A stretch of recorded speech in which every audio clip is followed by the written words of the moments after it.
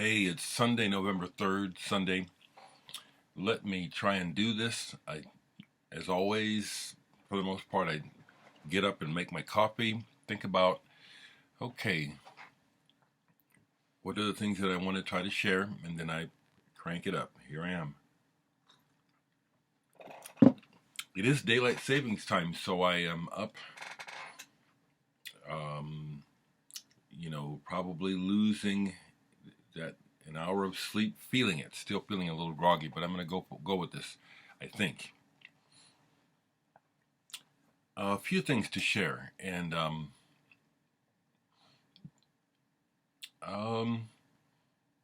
okay, so we'll start here.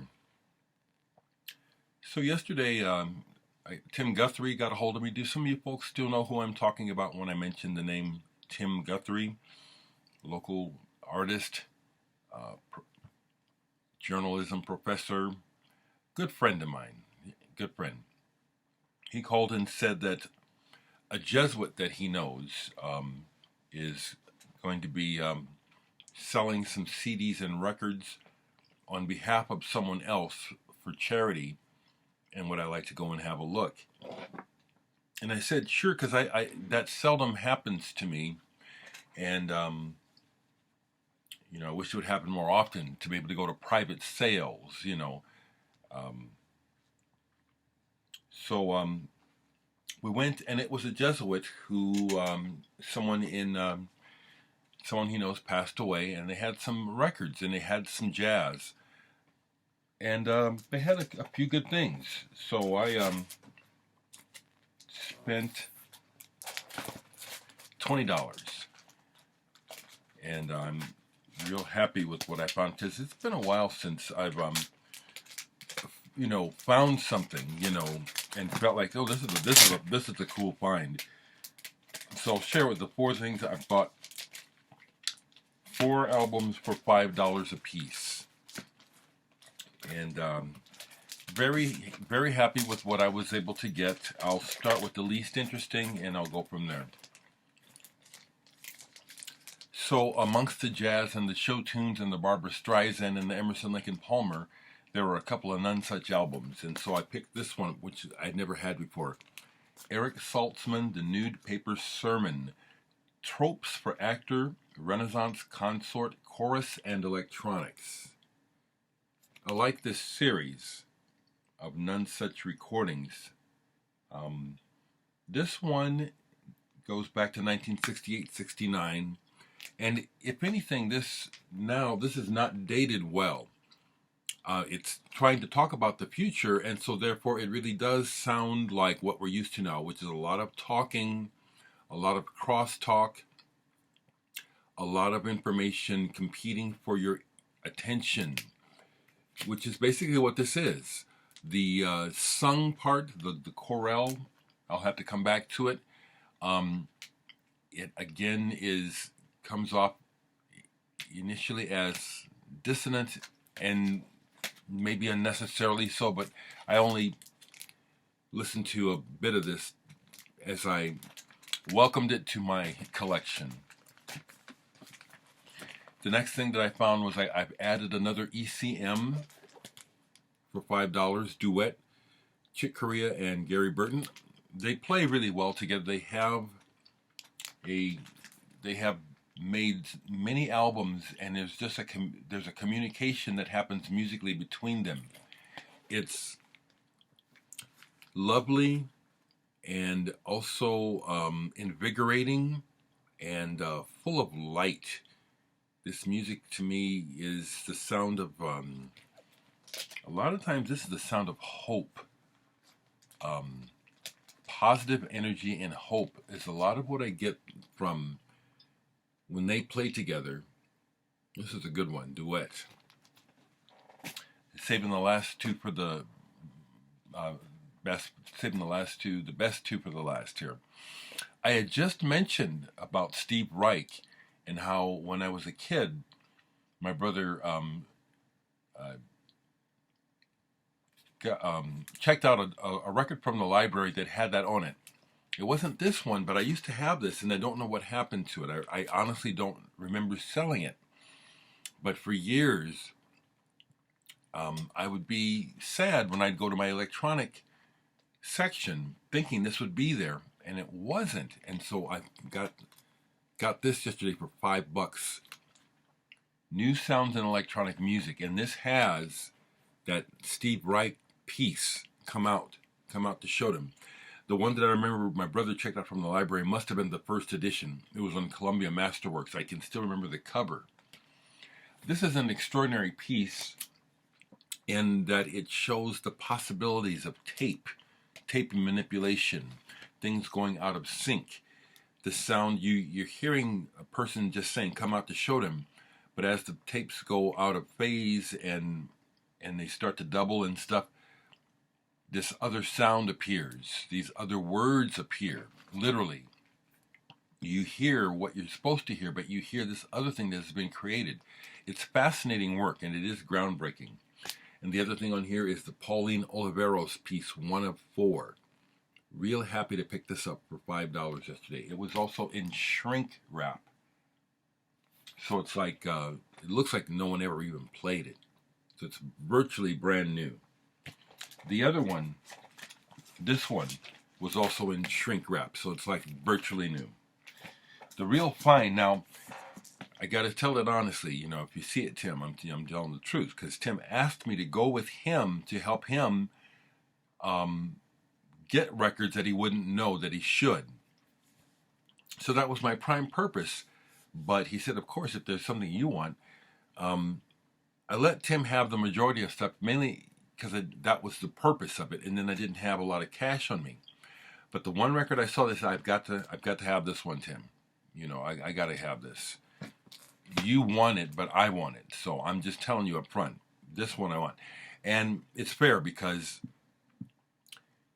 I pointed out to him and he got an original Ascension by John Coltrane and some other impulses.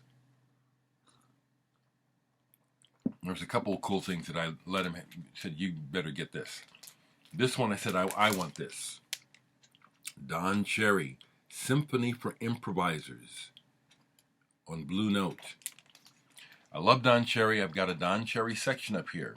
I've always vibed with his international spiritual approach to what he does. I dig his kids too, Eagle Eye and Nena Cherry. I was stoked. I kept it cool. I kept it cool there, but ooh, shit. So, this is wonderful. It's an original.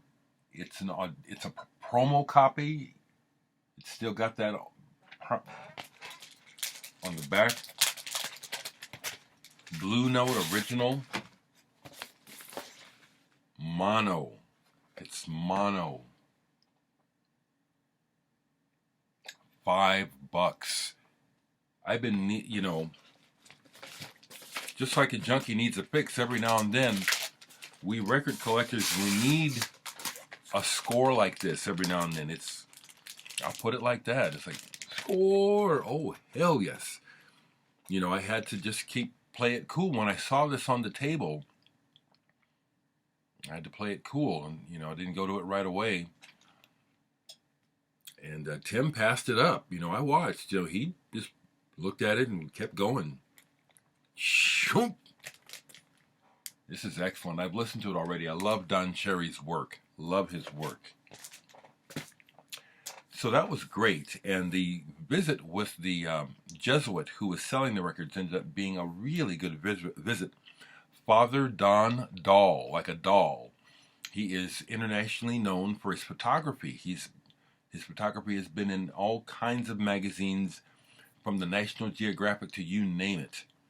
So that was a real neat visit. I also received some music in the mail. Johan has been sending me music, and he sent this to me. Boren under Club de Gore of Gore. Boren for Beginners. Now, thank you, Joanne, for sending this to me. This is a band that I've known about, I've never bought them. I've heard them.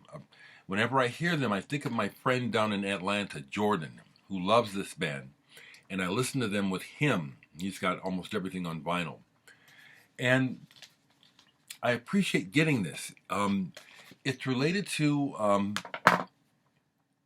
grindcore metal, but it's these guys making this kind of dark, they call it jazz. And there is that aspect to it. It's kind of dark, somber, moves slowly. There's a certain amount of beauty to this. Sadness isn't the right word. Dark is what I'd get to. It's somber. It lumbers. The music moves slowly. Okay? And there is a sad beauty to some of it, and some of it is just probably if I had heard this a long time ago, it would make a bigger impression. I think this is also the sort of band that if I saw them live, that would make a big difference too. I really appreciate getting this because I've always, it would just pop up in my head, Born Under Club of Gore. I don't have any of their records, but I know about them, you know. Thank you, Johan, for this. On being able to examine it more closely, at this stage of my life, would I purchase this music? I don't know.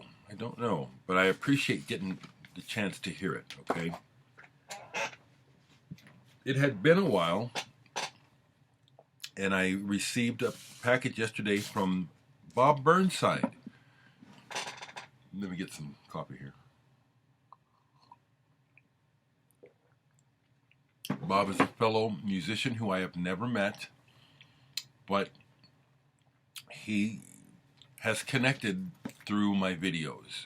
And he sent me, I think, all of his releases. He's made about a dozen recordings, which blows my mind. You know, the personal dedication and vision that he must have, that he just keeps making this music and producing it, you know, literally spending this money. I can't imagine there's much of a turnaround for him. Whenever he sent me music besides his, always writes a kind letter explaining. And before I show and talk about this, Bob, I want to explain that I understand to the best of my ability about the appeal of my videos. I understand that some of you watch for the information, literally, about music. But I also understand that some of you people watch me because there's something about my voice, that you like my voice. Other people relate to something about me. It may be a projection of themselves, but they see it or they catch it through what I'm saying and the way I'm presenting myself, and they relate to it. I gather that much from Bob. Bob says lots of things in his letters. They're long and personal. And much respect to you, Bob. And I'm glad that what I do has a positive resonance for you and for others. I just got another message on my last video where someone told me they were struggling with some issues, and something I said helped them. It was what they needed to hear. So I understand that. I also understand that there's probably people who watch me just wanting to know what I'll say, hoping I'll say something controversial, maybe. Maybe they're just watching to see what I'll say. But getting back to Bob, I've never met him, but something about how I live resonates with him and seems to encourage him. This is his latest CD. Like I said, he's made a dozen. Hands of Mary by Bob Burnside.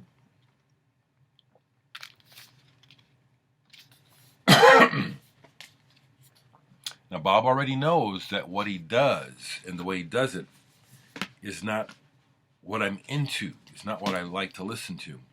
But he relates to me as an artist, and I respect that. The other thing he shared with me, and I hear it, he says that he feels there's a direct influence in his process of how he makes the music and what he puts into it besides the words in his voice. Most of his CDs are mainly him singing and playing his guitar and just giving you this message. There's more layers in music on this and the last CD, and I'll accept credit for encouraging me to do that more. The words are all in here, and this is all this talk about God. Now, I'm going to say some things that may be controversial to some of you, okay? Because I think I understand this, Bob. I hope I don't offend you or get it wrong. I'm not religious at all, and you all know that. I use the word spirit. I'm really quite fed up with religion, okay? So I was reading some of these words, and he's really going for the Lord thing, and I relate to the idea of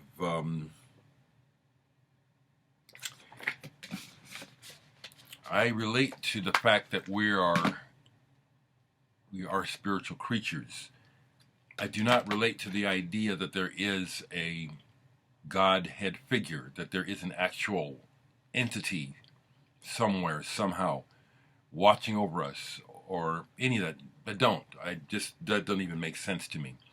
So when I see words and stuff like this, I don't know what to think anymore, because it just kind of doesn't make sense to me anymore. It really doesn't. There is no... Here's what I'll say, because it's like I don't want to rain on Bob's parade, but when you send me stuff and it brings stuff up, I want to say what's on my mind. I don't have a need personally for what they call a personal God definition, because that's what it comes down to. It's a way of thinking about reality that you can handle, and a lot of people need an idea of a God. I don't need it, okay? The idea that someone's in charge, someone's watching over, that it's all going to work out. I don't need any of that. I don't see any evidence of any of that being true at all. It's curious about this latest project and the focus. It's not religious, but there's a spiritual thing going on here. I think Bob's trying to say things that are beyond his words. So here's what I'm going to do, though,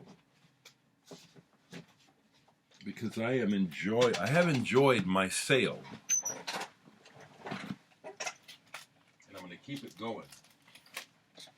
People are still responding to the Dereck sale, okay? I only made a total of 500 of these records, and over 1,000 of you people watch me all the time, and so a lot of you don't have this record. So I'm not overdoing this. If there's anyone out there watching complaining that all he ever does is sell his stuff, that's a fucking lie, okay? This is a new avenue I'm taking now, where I'm consistently reminding you about this sale. I usually don't do this, okay? But here's what I'm going to also do. For the next orders, you'll get some extras, okay?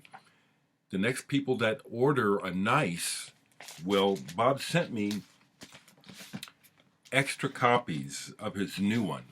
He's really feeling this. He's really proud of this, I can tell. And so the next order will get a copy of this as well. The next 3 orders will receive Nice and a copy of Bob Burnside's brand new CD, still sealed. I have some other extras that I'm going to throw in with the next orders, okay? I was just kind of tidying up my my boxes of originals here, and discovered that I had burned two personal copies of Dereck number 2. It's different than the one that I released on CD. This is the LP version. But so I have an extra one of these personally printed and made for myself that I will give away in one of the next orders of Nice. I'll give this away. I also ended up having somehow I made 2 copies of this, where it's an exclusive homemade mix of some songs from 2004. So someone will end up with a copy of this that orders nice. I'll give this away with one. I also ended up finding some other burns where I burned the CDs because for fun, and I ended up finding where I'd done a couple doubles. So I'll give this away, Indian Summer. This is a good prog rock album from the early 70s, England. So someone will get one will get this. Another order, I'll throw this in, Green Slade. I burned this. I discovered I have a couple of them. So someone can get a copy of that, okay? One more. Another person can end up with Tempest.